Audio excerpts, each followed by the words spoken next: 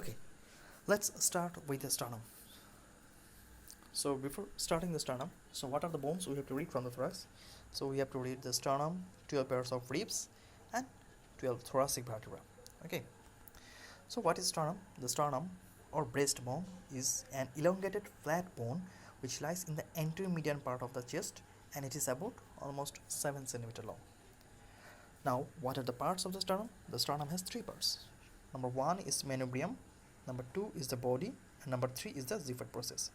So this is manubrium, then the body, and the last smaller part, you can see this is the xiphoid process. Okay, this is a very good picture. So from this picture we can see some other structures.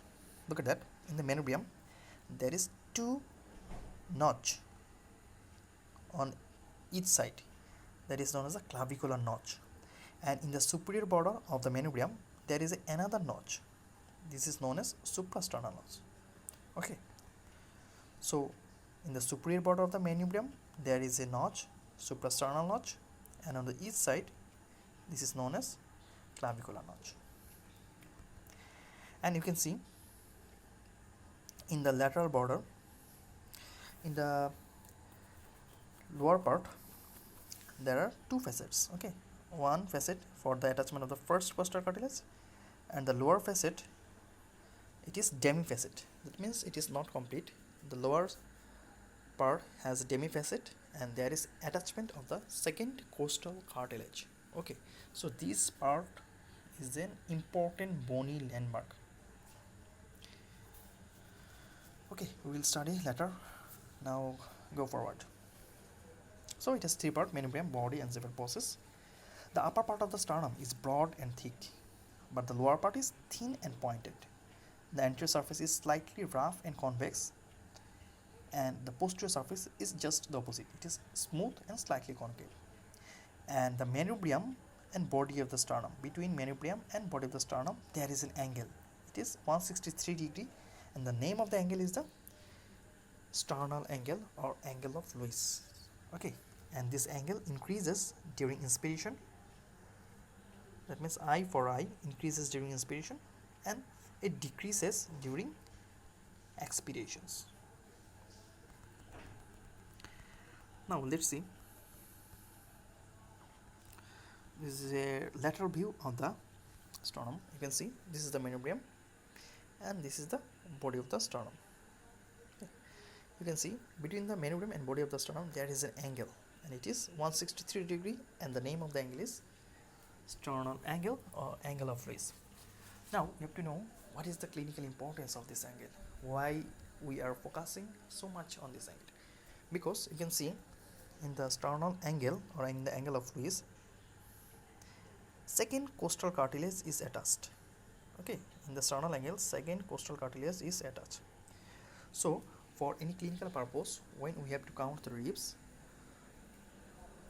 we can easily find this angle on the living body. So when we find the sternal angle, so there is second costal cartilage and second rib is attached. So below the next rib will be the third rib, then next rib will be fourth rib, then fifth, then sixth, then seventh. So the sternal angle is an important bony landmark for counting the ribs, because here the second costal cartilage and second ribs is attached. Okay. Now we'll go forward. Now at first we will start with the manubrium. The manubrium is quadrilateral in shape. You can see is quadrilateral in shape, and it lies opposite to the third and fourth thoracic vertebra. It is the thickest and strongest part of the sternum. It has 2 surfaces: anterior surface, posterior surface, and 4 borders: superior border, inferior border,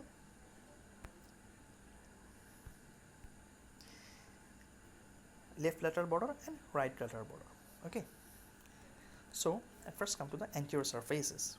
Okay, at the anterior surface on each side there is attachment of the sternal head of the sternocleidomastoid, and most laterally there is attachment of the pectoralis major muscle. Okay, And in the posterior surface, posterior surface is smooth and it forms anterior boundary of the superior mediastinum. In the posterior surface, there is also muscular attachment. In the upper part, there is sternohyoid, and in the lower part, sternothyroid is attached on each side. So sternothyroid in the upper part and sternothyroid in the lower part. So we have completed the two surfaces. Now come to the borders. We already discussed in the upper border there is a notch that is known as the suprasternal notch, and on each side there is clavicular notch. Here the medial end of the clavicle is attached and form the sternoclavicular joint. Now come to the lateral border. We already discussed and showed you there are two facets, upper facet and lower facet.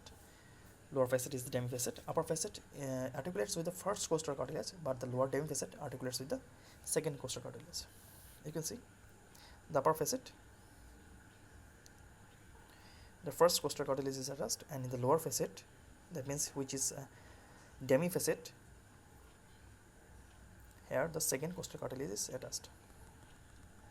Now come to the lower border.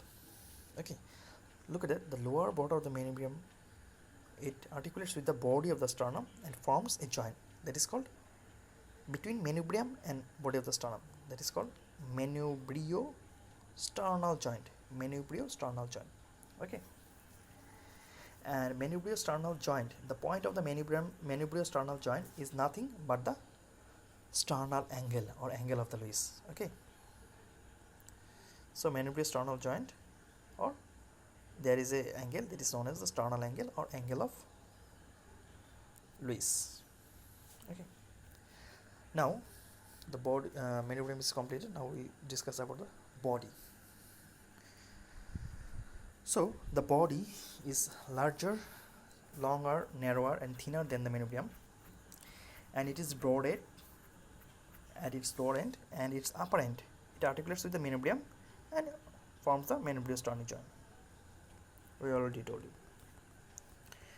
Now we have to show the muscular attachment.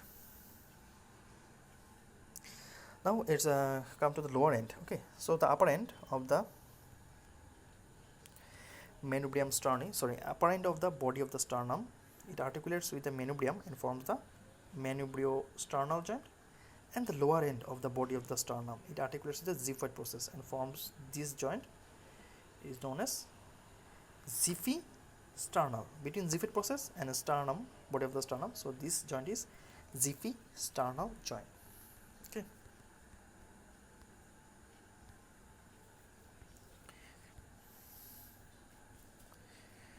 Now goes to the muscular attachment. Okay, so from the anterior surface of the body of the sternum, you can see on the east side there is attachment of the pectoralis major muscle, and in the posterior surface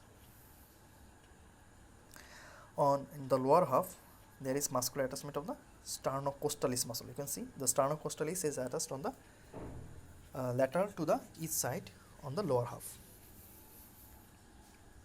and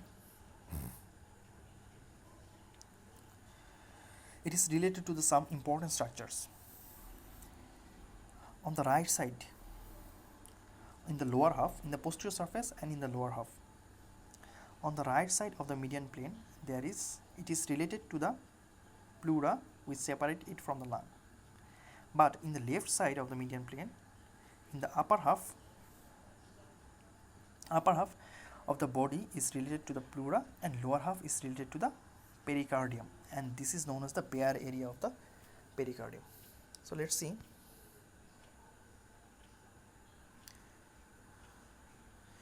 So look at that. On the right side of the median plane, that means this side, it is related to the pleura and lungs, and in the left side of the median plane, that means this side, look at that, its upper part is related to the pleura, but its lower part is related to the pericardium, and it separates the heart from this bone, and this area is known as the bare area of the heart.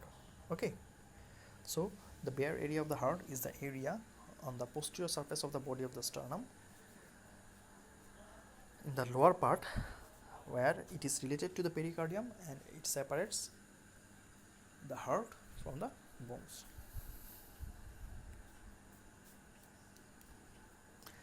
On the lateral border, the body of the sternum, it articulates with the 2nd to 7th costal cartilages, okay, and forms. So in the lateral border, of the body of the sternum, it articulates with the 2nd to 7th costal cartilages to form some synovial joints. So look at that.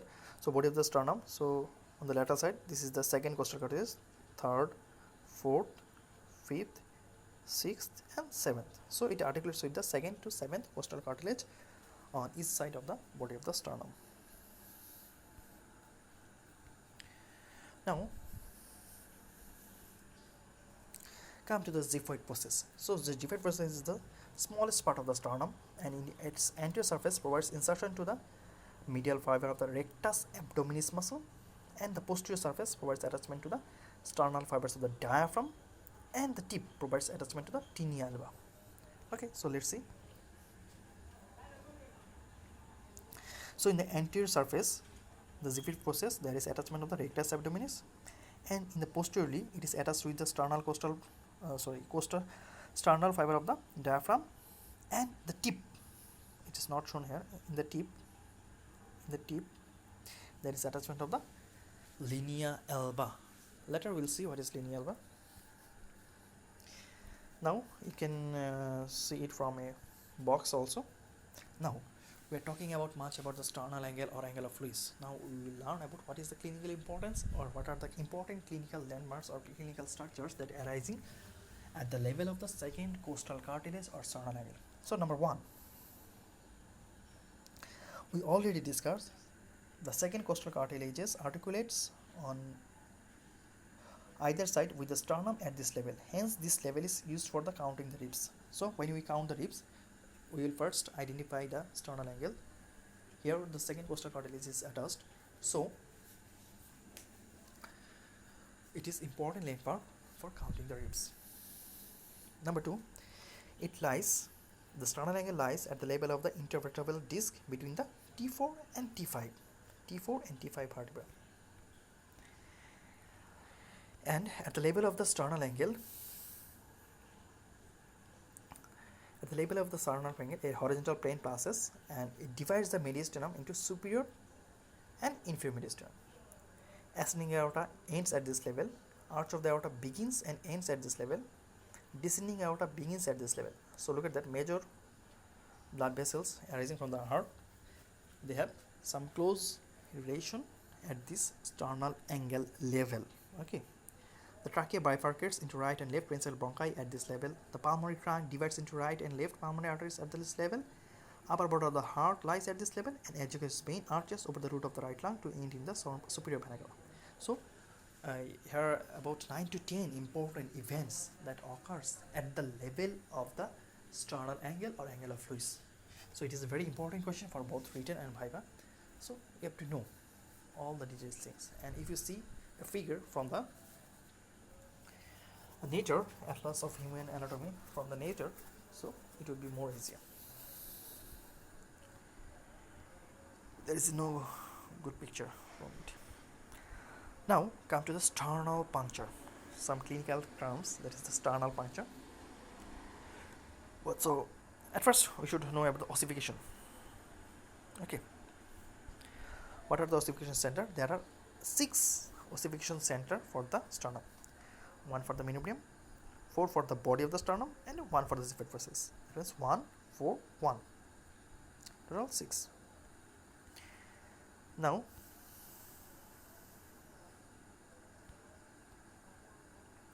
come for the appearance. When does this ossification center appearance? Okay, so it is very difficult to remember. Just remember that the manubrium and the body, they start ossification at the intrauterine life, about 5 to 6, 7, 8, 9 months. That means intrauterine life. But the xiphoid process alone, it ossifies after birth, around the 3rd year. So just remember one thing, that is the manubrium and body that starts ossification before birth, that means in the intrauterine life, but the zipite process, it appears after 3rd year, that means after birth. Okay, now we will learn about the clinical anatomy. So we have to know some clinical condition, that is a sternal puncture, pectus excavatum and pectus excavatum. At first come to the pectus excavatum. Pectus excavatum is nothing but an abnormal shape of the thoracic cage in which chest is compressed anterior-posteriorly and sternum is pushed backwards, and which may compress the heart. That means the inward compression or inward displacement of the thoracic cage is known as the pectus excavatum. And what is pectus carinatum or pigeon chest or pectus carinatum? It is also another shape of thoracic cage, abnormal shape of thoracic cage in which chest is compressed from side to side and sternum projects forward and downward. So in the pectus carinatum, the sternum is projected forward and downward. Okay. So the pectus excavatum is inward compressed thoracic cage, and pectus carinatum is the outward bulged thoracic cage. You can remember like this. Now come to the sternal puncture. When you will go to the ward, you will see the sternal puncture for some examination purpose, for some hematological examination purpose, to diagnose any blood disorder, hematological disorder. We do the sternal puncture so often. So what is the actual site? We will do the sternal puncture and correct the bone marrow. Okay. So the manubrium sterni we choose for the sternal puncture or bone marrow aspiration because it is subcutaneous. We can just under the skin it is situated, and it is readily accessible, and it is needed for any hematological examination or hematological disease. A thick needle is inserted in the upper part of the manubrium sterni. Why in the upper part? Because we saw in the posteriorly, in the lower part of the manubrium sterni, there is arch of the aorta. Okay, and in the upper part there was some branches. Okay, so if we so we have to put the sternal needle, we have to insert the thick needle on the upper part of the manubrium sterni. So if we put on the lower part, it may injure the arch of the aorta. Okay, so I think I missed some part. There is a